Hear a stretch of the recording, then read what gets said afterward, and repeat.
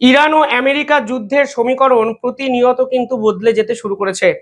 আপনারা জানেন, ভারত উপকূলে একটি ইরানিয়ান জাহাজকে সাবমেরিন টর্পেডোর মাধ্যমে ধ্বংস করার পর আন্তর্জাতিক স্তরে কিন্তু তুমুল তোলপাড় শুরু হয় এবং ইরানের পক্ষ থেকে পরিষ্কার জানিয়ে দেওয়া হয়েছিল যে তারা এর বদলা নেবে। এবং কালকে কিন্তু ইরানের প্রতিরক্ষা মন্ত্রী সরাসরি ঘোষণা করেছে যে একই কায়দায় আমেরিকার একটি তেলের জাহাজকে সম্পূর্ণভাবে ধ্বংস করে দিয়েছে ইরান। ঘটনাটি ঘটেছে ইরানের উপকূল থেকে কিছুটা দূরত্ববর্তী একটি এলাকায়, যেখানে আমেরিকার একটি তৈল জাহাজ ইরানের পাশ থেকে যাওয়ার চেষ্টা করছিল এবং বাইপাস করার চেষ্টা করছিল, অন্যদিকে ঘুরিয়ে নেওয়ার চেষ্টা করা হয়েছিল। ঠিক সেখানে ভয়ঙ্কর ড্রোন হামলায় সেই তেলের ট্যাঙ্কারটিকে সম্পূর্ণভাবে কিন্তু ঘুরিয়ে দেয় ইরান। ফলে একটা জিনিস স্পষ্ট হয়ে যাচ্ছে যে ইরান এবং আমেরিকা যুদ্ধ আপাতত থামার কোনো লক্ষ্য নেই, উল্টে একে অপরকে ছাপিয়ে যাওয়ার চেষ্টা করছে এবং আমেরিকার পক্ষ থেকে আরো ভয়ঙ্কর কোনো পদক্ষেপ নেওয়ার চেষ্টা কিন্তু করা হচ্ছে, যা ডোনাল্ড ট্রাম্পের কিছু অ্যাক্টিভিটি যদি দেখেন আপনাদের কাছে স্পষ্ট হয়ে যাবে। আমি সে বিষয়ে বিশদে একটি ভিডিও পরবর্তীকালে নিয়ে আসবো। আমি এই ভিডিও শুরু করলাম একটি লাইন বলে, যে সমীকরণ বদলে যাচ্ছে। কোন সমীকরণের কথা বলা হচ্ছে? এই যুদ্ধে বিশ্বের প্রায় সব বড় রাষ্ট্র কিন্তু ঝাঁপিয়ে পড়েছে এবং আপনারা বুঝতেও হয়তো কিছু ক্ষেত্রে পারছেন না যে কিভাবে সমস্ত রাষ্ট্রের অ্যাক্টিভিটি ইরান এবং মার্কিন সেনাদের এই যুদ্ধে জড়িয়ে পড়ছে। ভারত এই যুদ্ধে এবার সরাসরি না হলেও ইরানকে কিন্তু সাহায্য করলো এবং সেই সাহায্য নিঃসন্দেহে ইরানের কাছে এক বড় অক্সিজেন যোগালো।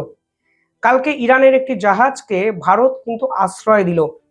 ইরানের মন্ত্রণালয়ের পক্ষ থেকে জানানো হয়েছিল ভারতকে যে তাদের কাছে ইনপুট আছে, ইন্টেলিজেন্স রিপোর্ট আছে যে আমেরিকার সাবমেরিন ইরানের আরো একটি যুদ্ধ জাহাজকে টার্গেট করেছে।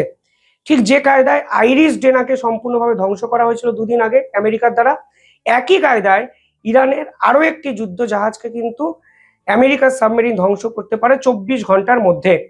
এবং সেই যুদ্ধ জাহাজটাও কিন্তু ভারতে এই মুহূর্তে অবস্থিত ছিল এবং ভারত থেকে সেটি ইরানের দিকে যাত্রা শুরু করে ভারত সাগর পেরিয়ে।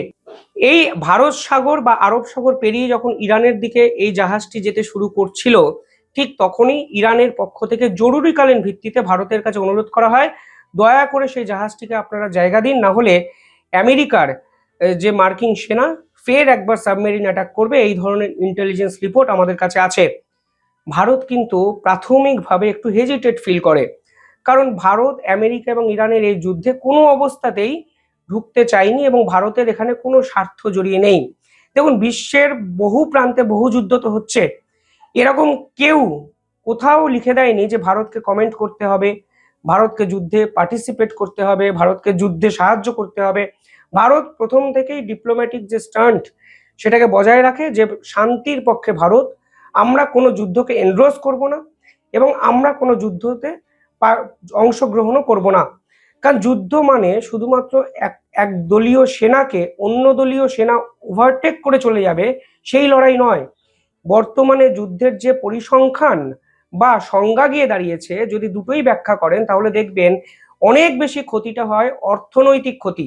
আজকে ইরান এবং ইসরায়েল কিংবা এই মার্কিন সেনাদের যুদ্ধে সব থেকে বেশি ক্ষতিগ্রস্ত কোন সেক্টরটা হচ্ছে বলুন তো? Energy sector, oil sector.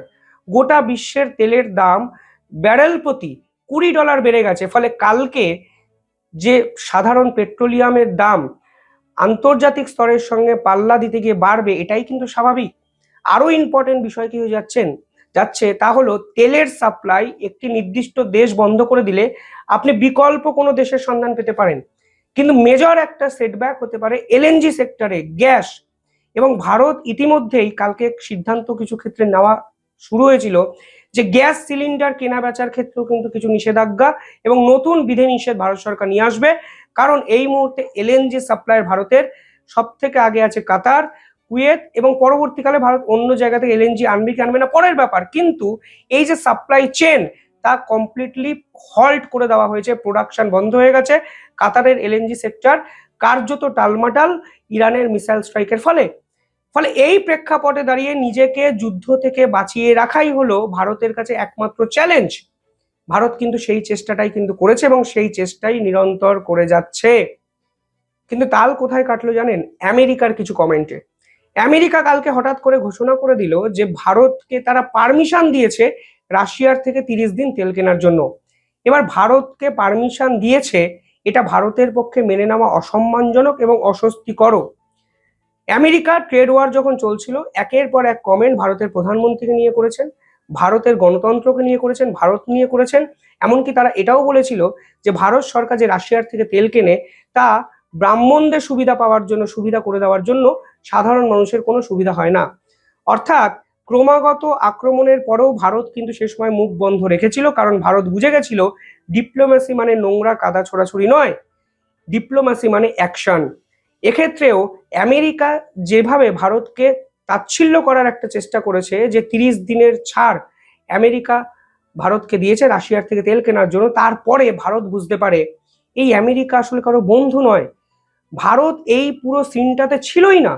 আপনি হঠাৎ করে ভারতকে টেনে নিয়ে চলে এলেন, ভারতকে এই নোংরা কাদা ছোড়াছুড়ির মধ্যে সংযুক্ত করার চেষ্টা করে যাচ্ছেন, যা ভারত কিছুতেই মানবে না। এবং তার 24 ঘন্টার মধ্যে দেখুন ভারতের বিদেশ সচিব ইরানের দূতাবাসে পৌঁছে গিয়ে খামেনির শোক বার্তায় সইটি করে দিয়েছে। এটাকে বলে অ্যাকশন, এটাকে বলে ডিপ্লোমেসি। এর আগেও তো খামেনির শোক বার্তায় সই করতে পারতো, কেন করলো না? কেন ভারত 5টা দিন সময় নিল? কারণ ভারত পুরো পরিস্থিতিটা বোঝার চেষ্টা করছিল। তাড়াহুড়ো করতে গিয়ে ভারত কোনো ভুল করতে চায়নি, কিন্তু যখন আমেরিকা ভারতকে ছোট করতে চাইছে এই যুদ্ধ বিধ্বস্ত পরিস্থিতিতে অকারণ টেনে, তখনই কিন্তু ভারত তাদের যেটা করা উচিত ঠিক সেটাই করেছে এবং পরিষ্কারভাবে ইরানের শোকবার্তায় সই করে ভারত বুঝিয়ে দিয়েছে আমেরিকার এই দাদাগিরি, এই হিংসাকে ভারত অন্তত বর্তমান সময়ে সমর্থন করছে না। ভারত ইসরায়েলকে নিয়ে কোনো কথা বলছে না, কারণ ইসরায়েলও ভারতের বিপক্ষে কোনো স্টেপ নেয়নি। তাই সাপের লেজে যদি পাটা দাও ছোবল খেতে হবে।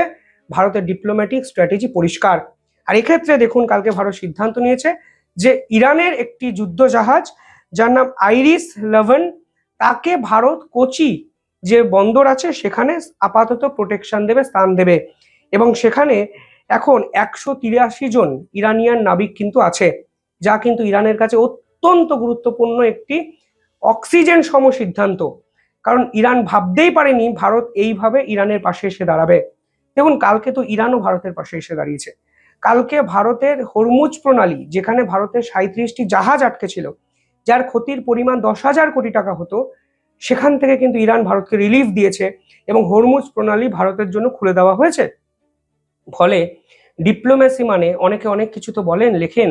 আমি দেখছি আমাদের দেশেরই একাধিক রাজনৈতিক দলের সদস্যরা বিভিন্ন কিছু পোস্ট করে যাচ্ছেন এবং আমার ভাবলে অবাক লাগে যে পোস্টে তারা যে কথাগুলো লিখছেন, তারা আমেরিকার ডোনাল্ড ট্রাম্পের কথা বিশ্বাস করছেন, আমেরিকার কথা বিশ্বাস করছেন, কিন্তু ভারত যেভাবে ডিপ্লোম্যাটিক ওয়ারফেয়ারে নিজেদেরকে জেতানোর জায়গায় নিয়ে যাচ্ছে, সেই পুরো বিষয়টাকে ওভারটেক করে যাচ্ছেন।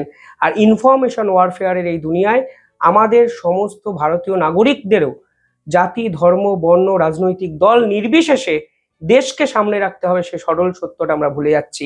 আজকে দেখুন ইরানের হয়ে ভারত যেভাবে দাপিয়ে ব্যাটিং করলো, তা কিন্তু পশ্চিমা বিশ্বের কাছে নিঃসন্দেহে আতঙ্কের একটা বিষয়। 183 জন ইরানিয়ান নাবিককে ভারত সুরক্ষিত রাখবে, পাশাপাশি তাদের যুদ্ধ জাহাজকে ভারত কোচি উপসাগরে প্রোটেকশন দেবে এবং ইরানিয়ান নেভির সঙ্গে ভারতের যে নেভি কোলাবোরেট করবে এবং তাদেরকে যথাযথ সম্মানের সহিত গুরুত্ব সহকারে ভারতে আশ্রয় দেওয়া হবে, তা ভারতের পক্ষ থেকে ঘোষণা করা হয়েছে। ইরানের যুদ্ধ জাহাজগুলো কোথায় এসেছিল? দেখুন ইরানের যুদ্ধ জাহাজগুলো এসেছিল ভারতেরই মিলিটারি নেভাল এক্সারসাইজ মিলান 2026-এ। সেখানে আমেরিকান নেভিও এসেছিল, রাশিয়ান নেভিও এসেছিল। কিন্তু ভারতের অতিথিদের উপর যেভাবে আমেরিকা কদর্য আক্রমণ করেছে, তা কিন্তু কোনোভাবেই ব্যাখ্যা করা যায় না, জাস্টিফাই করা যায় না। কালকে ইরানের পক্ষ থেকেও পরিষ্কার একটি স্টেটমেন্ট দেওয়া হয়েছে, যেখানে তারা বলেছে ভারতের এ বিষয়ে সমালোচনা করা উচিত।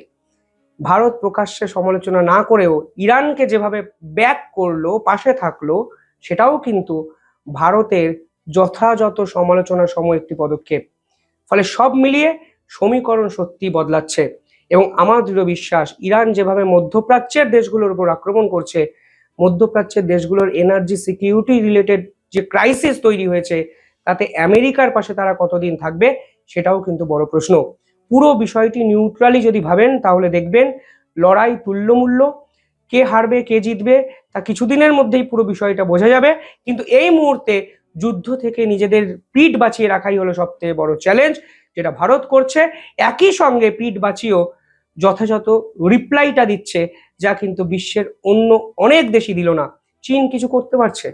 করছে না তো। আজকে ভারত দেখুন আমেরিকার থ্রেট থাকা সত্ত্বেও ইরানের একটি যুদ্ধ জাহাজকে প্রোটেকশন দিচ্ছে।